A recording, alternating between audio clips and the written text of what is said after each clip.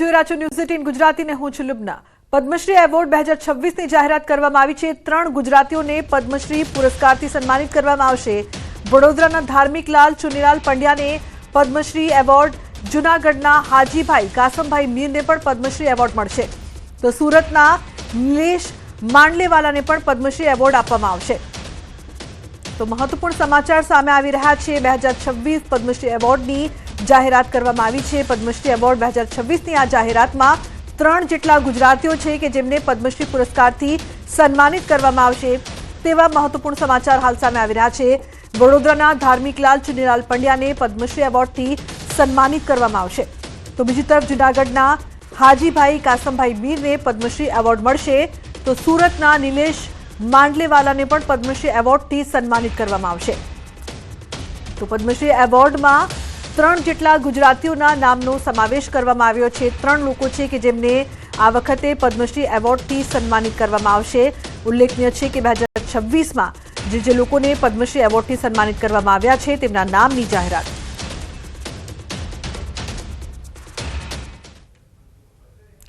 અન્ય સમાચાર, બનાસકાંઠાથી રબારી સમાજનું બંધારણ વિવિધ 11 મુદ્દાઓ પર ઘડાયું છે બંધારણ। આણું વાળવામાં દાગીના ન આપવા નિર્દેશ, મોસાળો માટે 21,000થી 5 લાખની મર્યાદા નક્કી કરવામાં આવી છે। મામેરું 1 લાખથી 11 લાખની મર્યાદામાં ભરવું, જાન મર્યાદિત સંખ્યામાં લઈ જવાનો નિર્દેશ આપવામાં આવ્યો છે। તો લગ્ન પ્રસંગે ડિજિટલ પત્રિકા અને ફોનથી આમંત્રણ, દીકરીને વાસણ પ્રથા બંધ કરીને 11,000થી 51,000 આપવા, લગ્નમાં રીલ બનાવવા પર પ્રતિબંધ મુકાયો છે। તો સગાઈ પ્રસંગે પરિવાર સિવાય જમણવાર ન રાખવો, સગાઈ લગ્ન સહિતના પ્રસંગમાં ખર્ચા પર પણ કાપ મૂકવામાં આવ્યો છે। તો રબારી સમાજનું આ બંધારણ, જેમાં ખોટો ખર્ચ ન થાય તે પ્રકારના નિયમો છે તે જાહેર કરવામાં આવ્યા છે। વિવિધ 11 મુદ્દાઓ પર આ બંધારણ ઘડાયું છે। તો રબારી સમાજનું આ નવું બંધારણ છે। મોસાળું માટે 21,000થી 5 લાખની મર્યાદા નક્કી કરવામાં આવી છે। સગાઈ લગ્ન સહિતના પ્રસંગમાં ખર્ચા પર કાપ રહેશે, જાન મર્યાદિત સંખ્યામાં લઈ જવાનો નિર્દેશ છે।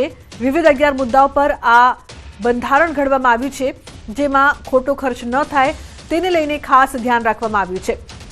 તો લગ્નમાં રીલ બનાવવા પર પણ પ્રતિબંધ મૂકવામાં આવ્યો છે। રબારી સમાજના નવા બંધારણ મુદ્દે ઠાકરસિંહ રબારીનું નિવેદન સામે આવ્યું છે। આપણી પાસે સરસ્વતી નથી, આપણે સરસ્વતી લાવવાની છે। એવું ધામ બનાવો કે આપણા યુવાનો IAS IPS બને, આપણા 5,000 કોન્સ્ટેબલ હોય અને બીજા સમાજના IPS રાજ કરે છે। રબારી સમાજની બહેનોને અંગ પ્રદર્શન અને દેહ પ્રદર્શન ન કરવા આપી છે સલાહ। શિક્ષણની સાથે સાથે સંસ્કાર પણ હોવા જોઈએ। એ ટેકનોલોજીનો યુગ છે, વિજ્ઞાનનો યુગ છે। હવે ભૂવામાંથી ભણતર પકડવાનો સમય આવ્યો છે। આપ સૌ ભણતર પકડી લો એવી વિનંતી કરવા આવ્યો છું। યુવાનોને મારા નવઘણ જેવા ભાઈઓને કેવું છે કે આપણી પાસે ખૂબ દેવી દેવતાઓ ભુવાજીઓ છે, એમના આશીર્વાદ સમાજ ઉપર છે, પણ 10 વર્ષ માટે યુવાનોને કહું છું કે આ બધું છોડી અને શિક્ષણના કામે લાગી જાઓ। માત્ર શિક્ષણ સિવાય નહીં, આપણી પાસે બધી દેવીઓ છે પણ સરસ્વતી દેવી નથી। હવે સરસ્વતી દેવી લાવવાની છે અને સરસ્વતીનું કામ 10 વર્ષ માટે કરો, તમને દુનિયાની કોઈ તાકાત રોકી નહીં શકે। ધામ ઊભો કરો કે આ સમાજના દીકરા IPS ને IAS બને। આપણે 3જા વર્ગના 5,000 પોલીસ કોન્સ્ટેબલ કરો, પણ બીજા કોઈનો એક IPS આવવાથી 5,000 ઉપર રાજ કરે। આ સમાજમાંથી કલેક્ટર બને, IPS બને એવી યુનિવર્સિટી અહીં બનાવો, એવી પણ આપ સૌને વિનંતી કરું છું। તો બનાસકાંઠામાં રબારી સમાજના બંધારણ પ્રસંગે નિર્ણય દેસાઈએ આપ્યું પ્રેરણાદાયી વક્તવ્ય। નિર્ણય દેસાઈ પોલીસ પરીક્ષાની તૈયારી કરતા લોકોને આપે છે પ્રેરણા। 21મી સદી રબારી સમાજ પરિવર્તન અને શિક્ષણ વિષય પર વાત કરી। પરંપરા અને કુરિવાજો વચ્ચેનો ભેદ સમજવા સમાજમાં પરિવર્તન જરૂરી। પરિવર્તન એટલા માટે જરૂરી છે કે પરંપરા અને કુરિવાજો વચ્ચેનો ફરક સમજાય। સમાજમાં પરંપરા એ સંસ્કાર આપે છે અને કુરિવાજો સમાજને ખોખલો કરે છે। આપણે બધા પૈસે ટકે સુખી સમૃદ્ધ છીએ, પરંતુ હવે બીજા સમાજોની હરોળમાં ટકી રહેવું છે તો જરૂર છે શિક્ષણની। આપણી સામે ઘણા બધા પડકારો પણ છે, પરંતુ પડકારોનો સામનો કરવાની શક્તિ પણ આપણા ખમીરવંતા સમાજમાં છે। આપણો સમાજ થોડા સમયથી વ્યસન ખોટા દેખાવડા અને અંધશ્રદ્ધા તરફ આડે રસ્તે ચડી ગયો છે અને આ બધી જ બાબતોથી બચવાનો શ્રેષ્ઠ ઉપાય છે ફક્ત શિક્ષણ. 48 કલાક બાદ ઠંડીમાંથી મળશે રાહત. હવામાન વિભાગે કરી છે આગાહી. 48 કલાક બાદ 2 થી 3 ડિગ્રી વધશે તાપમાન. આગામી 7 દિવસ વાતાવરણ સૂકું રહેશે. રાજ્યમાં વરસાદની શક્યતા નહીવત. 2 દિવસ તાપમાનમાં વધારો થશે. परिस्थितियों में देखें तो अगले 7 दिन में मौसम जो गुजरात राज्य में रहने लगभग शुष्क रहेगा, बारिश की संभावना अभी नहीं है. और दूसरे अगर टेम्परेचर की बात करें तो अगले 2 दिन में इनमें 2 से 3 डिग्री की उत्तरोत्तर वृद्धि की संभावना है. उसके बाद 24 घंटे के दौरान 3 से 5 डिग्री फॉल होने की उम्मीद है. उसके बाद फिर से 2 से 3 डिग्री बढ़ोतरी की संभावना है. તો ફેબ્રુઆરીમાં વાતાવરણમાં પલટો આવશે. હવામાન નિષ્ણાંત અંબાલાલ પટેલે કરી છે આગાહી. 4 થી 6 ફેબ્રુઆરી દરમિયાન વાતાવરણમાં પલટો આવી શકે છે. પશ્ચિમી વિક્ષેપના કારણે વાતાવરણમાં પલટો આવી શકે છે. ફેબ્રુઆરી તારીખ 31-2 માં પણ એક પશ્ચિમ વિક્ષેપ આવવાની શક્યતા રહે, પરંતુ તારીખ 4 થી 6 કે 8 માં એક બીજો અન્ય પશ્ચિમ વિક્ષેપ મજબૂત હશે, જે અરબ સાગરના ભેજની અસર થશે, તો બંગાળ ઉપસાગરના ભેજની અસર થશે, જેના લીધે ઉત્તર ભારતનું હવામાન તો પલટાઈ શકે, પરંતુ ગુજરાતનું હવામાન પણ 4 થી 6 ફેબ્રુઆરીમાં પલટાવાની શક્યતા રહેશે. તો ઠંડીને લઈને હવામાન નિષ્ણાંત અંબાલાલ પટેલની આગાહી. રાજ્યમાં ઠંડીનું પ્રમાણ રહેશે. ઉત્તર ભાગોમાં લઘુત્તમ 8 ડિગ્રી સેલ્સિયસ તાપમાન રહેશે.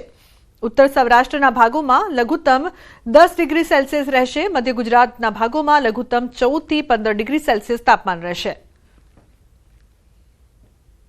હવે ઠંડી લગભગ દેશના ઉત્તરીય પર્વતીય પ્રદેશોમાંથી ઠંડા પવનો છે ગુજરાત સુધી આવવાની શક્યતા રહેશે, જેમાં ઉત્તર ગુજરાતના ભાગોમાં લઘુત્તમ તાપમાન લગભગ 8 ડિગ્રી સેલ્સિયસની આસપાસ રહેવાની શક્યતા રહે અને ધીરે ધીરે રાતનું તાપમાન 5 ડિગ્રી સેલ્સિયસ જેવું પણ ક્યાંક થઈ જવાની શક્યતા રહે.